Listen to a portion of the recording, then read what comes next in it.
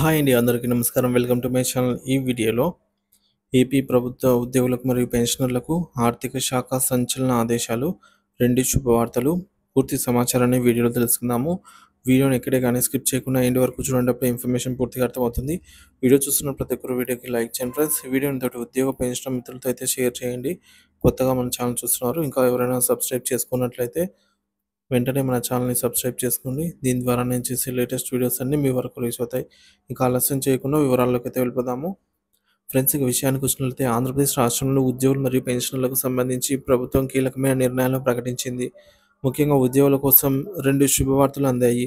రాష్ట్ర ముఖ్యమంత్రి నారా చంద్రబాబు నాయుడు గారు ప్రభుత్వ ఉద్యోగులకు మరియు పెన్షన్లకు, అలాగే ఆశా వర్కర్లకు అనేక సానుకూల నిర్ణయాలు అయితే తీసుకున్నారు.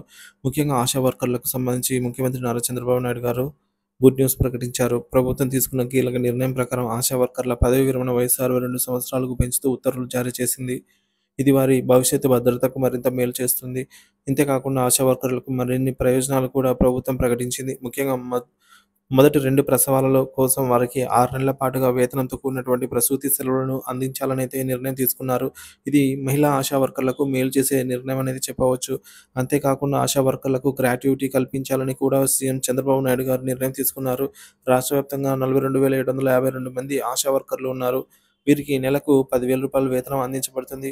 పదవీ విరమణ వయసు సమయంలో ఒక్కొక్కరికి 1,50,000 వరకు గ్రాట్యుటీ అందించనున్నారు. ఆశా వర్కర్ల సేవలను గుర్తించి ప్రభుత్వం ఈ నిర్ణయం తీసుకున్నట్లు అధికారిక వర్గాలు వెల్లడించాయి. ఇక ప్రభుత్వ ఉద్యోగులకు సంబంధించి కొన్ని నిరాశాజనక విషయాలు కూడా ఉన్నాయి. 12వ పీఆర్సీ అమలు విషయంలో ఇప్పటికీ స్పష్టత రాలేదు. ప్రభుత్వం ఉద్యోగులను ఆశించినట్టుగా 25,000 కోట్ల బకాయిలు చెల్లింపుల గురించి బడ్జెట్లో ఎటువంటి ప్రకటన లేదు. దీంతో రెగ్యులర్ ఎంప్లాయీస్ నిరాశ వ్యక్తం చేస్తున్నారు. ప్రభుత్వం వీరికి తగిన భరోసా ఇవ్వాలని ఉద్యోగులు కోరుతున్నారు. మొత్తం మీద ఆశా వర్కర్లకు సానుకూలంగా నిర్ణయాలు తీసుకున్నప్పటికీ రెగ్యులర్ ఉద్యోగుల పీఆర్సీ అమలు విషయంలో కాస్త అస్పష్టత రావాలేదనైతే చెప్పవచ్చు. ఈ సమస్యలపై త్వరలోనే ప్రభుత్వం స్పందించి నిర్ణయాలు తీసుకోవాలని అయితే ఉద్యోగులు ఈ మేరకు ఆశిస్తూ ఉన్నారు.